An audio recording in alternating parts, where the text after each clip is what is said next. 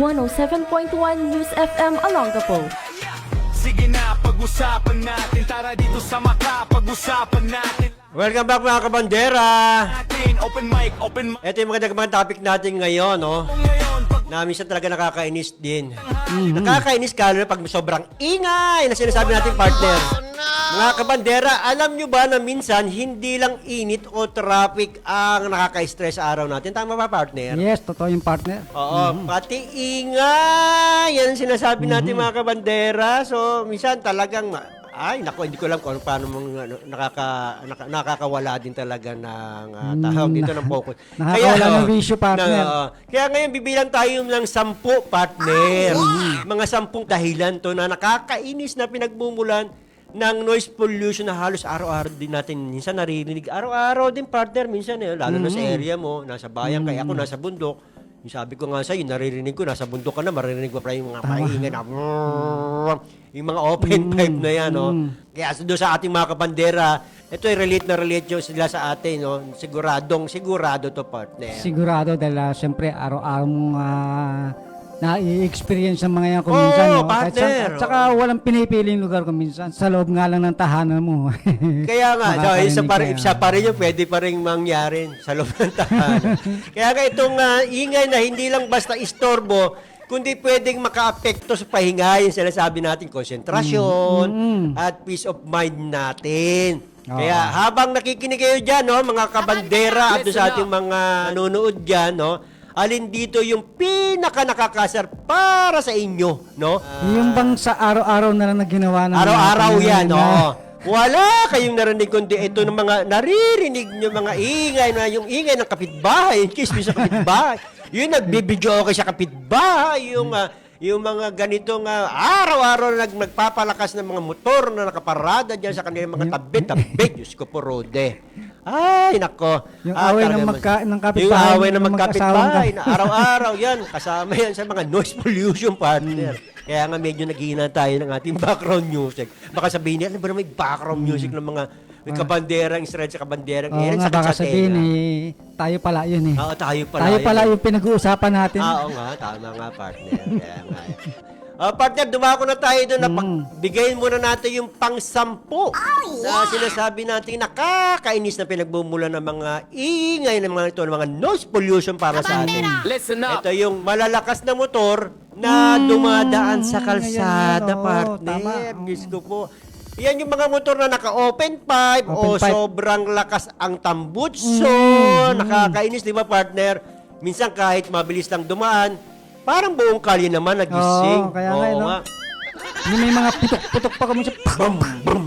Kaya nga doon sa ating mga nakikinig dyan, yung mga kabandera, siyempre, madalas siguro din naririnig nila yan. Ano sa amin nga, sa ating nga sa partner na sa Gordon Heights. Doon minsan. Pero ngayon, masigasig na yung ating mga otoridad dyan sa mga paghuhuli dyan sa mga open pipe na Open yan. pipe, No? oo. Yung mga sobrang lakas ng tambutso, meron pa rin talagang matitigas ang ulo, talagang gumagawa pa rin ng mga dapat, mga kamarihan katulad niyan. Kaya nga, nakakainis, no, mga kabandera.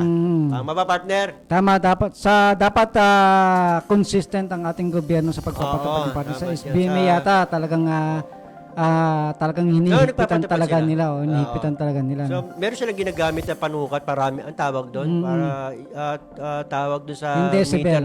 Decibel meter, oo. Decibel meter, ayan, kung tawagin, para ma-distinguish o malaman kung gaano kalakas yung mga tambutso na yan ang ginagamit yan. Again, doon sa mga gumagamit ng open pipe yan, maawa naman kayo doon sa ating mga kababayan na naririndi na. Oo, naririndi dyan sa inyong mga pinaggagawang mga pag-brum-brum na yan. No?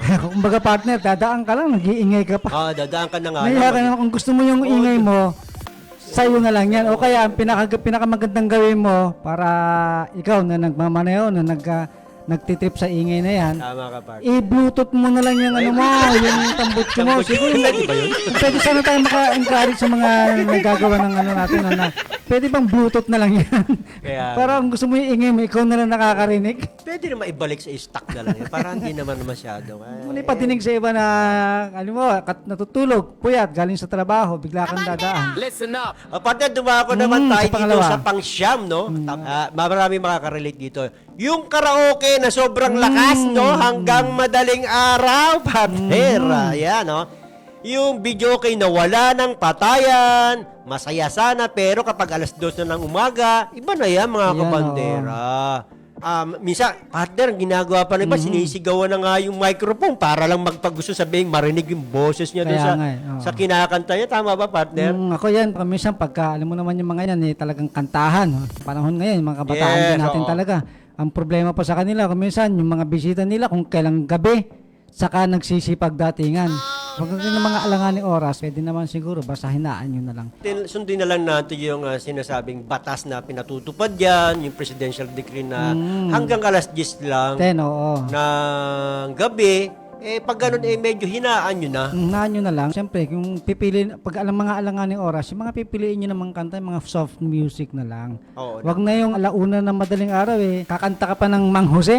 Naku Mang naman. Jose, parang si Baimos din. Yung ba yun? Tama Oo, ba? huwag naman ganun. Siguro mga alas 9, siguro Tama, pwede pa yan. pwede pa Pero yun. pag mga ganyan naman, siyempre, be sensitive naman sa ating kapitbahay. Listen up. Dito naman tayo sa pang-walo, partner. Ito, minsan nararanasan natin to pag nagbibiyahe tayo, o kaya nagko-commute tayo, long travel.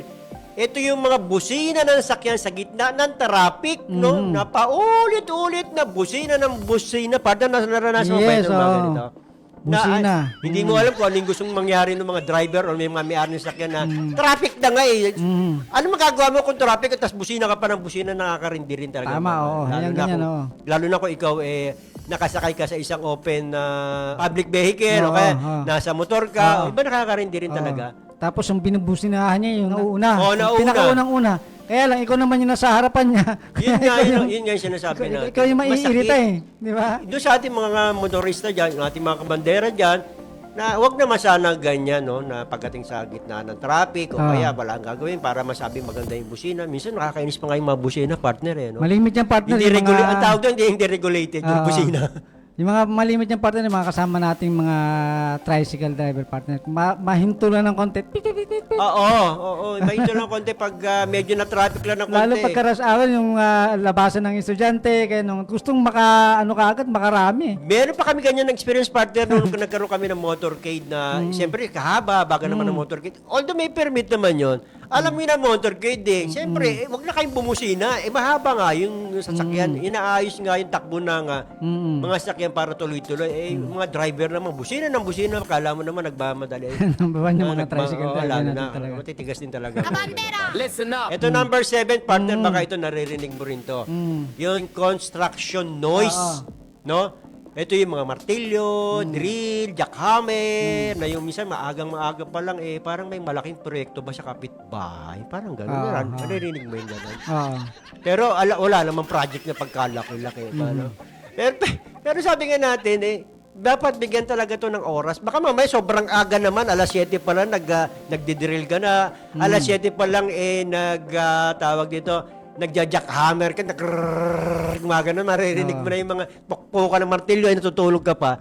Ibig sabihin naman ito, magbigay naman sila ng time. No? Halimbawa, may kapitbahay tayo yung tutulog pa, sabing gano'n, di ba? Dapat gano'n, kaso wala. Minsan, meron ganun talaga. Tama. Na sa construction para lang masabing makapagtrabaho ko agad, nakaka-istorbo sila. Oo, yung mga maagang nagtatrabaho. no? Naranasan mo ba yung mga partner? Listen up. Ano pa, partner? Number 6. Itong sinasabi natin, yung mga bumababang volume ng radyo na may sabit-sabit na signal. Yan, yung mga radyo-radyo.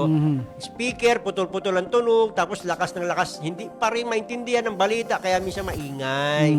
Sama ba, partner? Yes. Ayan, isa pa rin Listen up. yung nagbubungangang kapitbahay o tao sa labas. Oo. Tama ba, partner? Ayan talaga partner. Siyempre kasama talaga yan. Kumbaga, maririnig mo yung mga yan, although hindi na natin mapipigil talaga yung mga yan. Tulad yan, mga away ng mga kapitbahay. Alangan bang pagsabihan mo rin yan. Kagaya ng mga aso natin, pag nagtahulan yan, hindi mo naman pagsabihan yung mga yan. Pero yung sinasabi lang natin dito, parang pagka medyo nakakairita lang din. Yung nagkukos din ng irritation sa atin. Mismo naman, partner.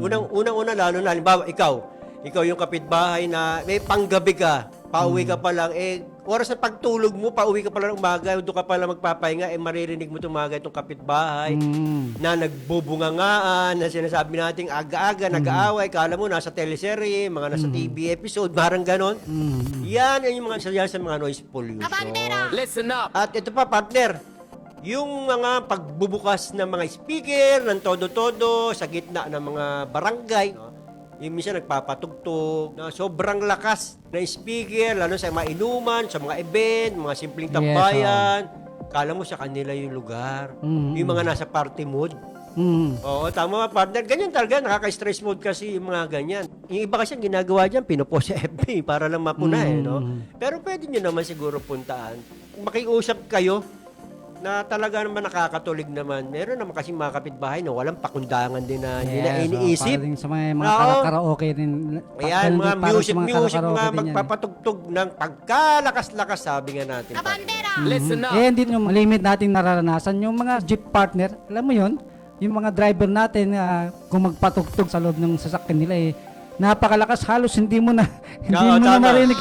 Magbabayad ka, hindi na nga naririnig yung binabayad mo, papara ka, hindi na naririnig yung para mo. Yung mga kapasahero natin, mga kababayan natin, medyo naiinis na. Kaya napakas ako parang lakas kasi ng tugtog mo. Sa bagay ako, nasubukan ko kasi ngayon, tulad ngayon, puro commute ako, meron ako nasakyan na jeep na ganyan. Dapat i-assure mo na, patayin mo muna yung kalakas mo radyo o kaya pag sinigawan ka, sabi, ba't sumisigaw? Kasi nga pagkalakas-lakas nga naman. Hindi mo makita kung ano yung logic doon, yung purpose doon. Siguro gusto nila mag-sound strip o kaya pagpapatanggal ng antok, halimbawa, no? Gawin na lang siguro nila, partner, yung speaker, ilagay na lang nila doon sa dashboard, sa panel nila sa dashboard. Yan, ganun na lang sa dashboard. Exactly, tama yung sinasabi mo, sa dashboard. O, kung gusto nyo mag-sound strip doon, kaysa naman doon gagawin nila, lalaksan nila para mapakinggan nila. Samantalang yung mga pasahero nila, tulig na. Actually, meron tayo kasi mga driver, no, yung mga owner ng mga jeep nila, gusto lang maipakita na high-tech yung mga gadget, yung speaker nila, binili nila yung speaker ng sound para system. masabi, tricycle pa nga tricycle pa lang, kung makapagdaan doon sa natutulog ka, maririnig mo yung mga gano'n na disco. Kasi minsan matitigas din talaga ang ulo itong mga driver na ganito, na ipangangalandakan pangani, no? Ayun. So, iwasan na rin natin. Nakaka-irritate yan. Noise pollution pa rin yan. Listen up! Pati yung mga commuter nanonood sa mga cellphone nila, na akala nila nasa bahay sila. Yes. Hindi lahat gusto ang ingay at ng mga pinapanood nyo. Tama naman. Tama, di ba? Oo, tama naman. Yan, partner, dito pasok yan sa pangalawa. Yung alarm, yung beeping, yung notification sound, yung may tumatawag sa'yo, kala mo, donig na ng parang sirena. Di ba tama naman yun? May tumatawag, ano ba naman yung cellphone mo yun? Naka-full volume talaga no? Yung mga beeps, na nagsasabay-sabay. Minsan hindi mo alam kung ano tumutunog, telepono ba o sa buong paligid mo. Na mahirap din naman yun. Tama. Lalo at nasasakyan ka. Di ba, partner? Todo lakas pa nga nung kanilang mga cellphone. Gawin naman ng mga commuter yan kung walang masyado nakasakay. Yes, balancing yan. Ibig sabihin, Noise kahit pollution yan. kahit sa part ng mga pasahero, commuter, meron din ganyan. Parang ganito yung partner na meron isa may tumatawag doon, isa may nakikinig doon sa kanya pagkatodo-todong full volume na music. Yung isa naman doon na naglalaro ng games na kaya nga naman nakakadisturbo rin sa mga katakatabi nila. Yes. Kaya iba naman ang ginagawa talaga naka-earphone. Ang problema naman itong mga naka-earphone, pag kinausap mo, hindi mo na malaman kung problema naman yung pagbabalik yung sukli mo, hindi na marinig. No? Tama.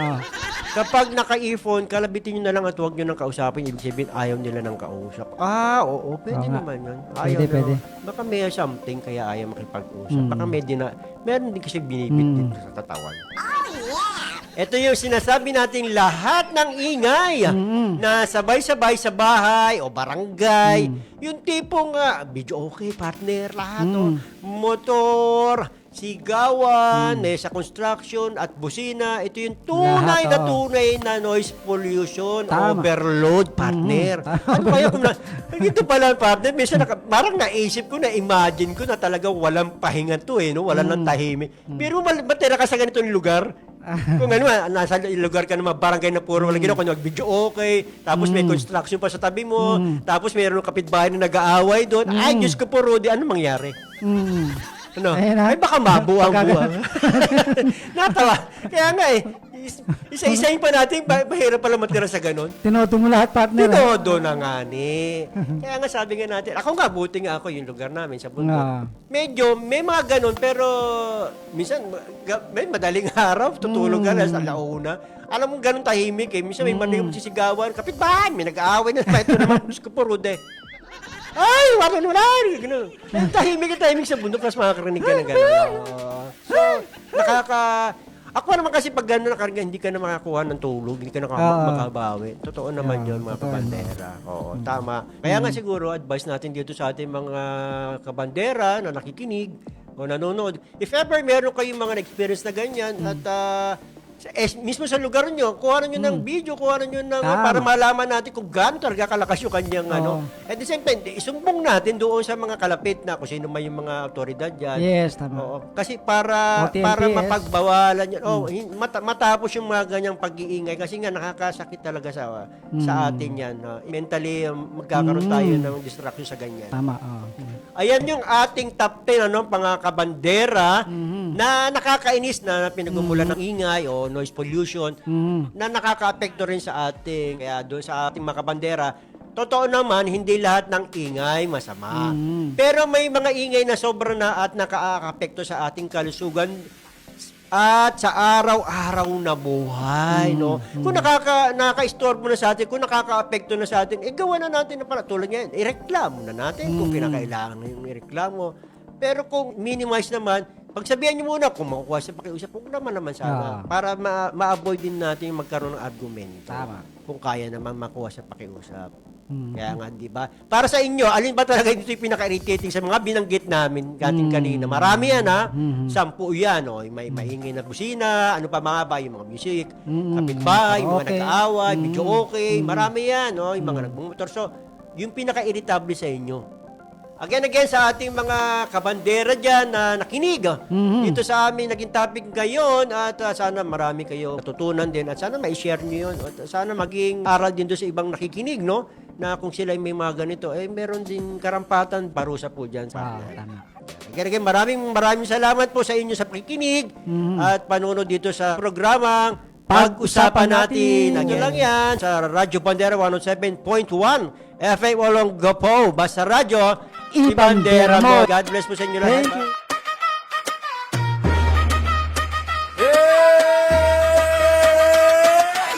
Sige na, pag-usapan natin. Tara dito sa pag-usapan natin lahat ng issue. Real talk natin. Open mic, open mind, pag-usapan natin.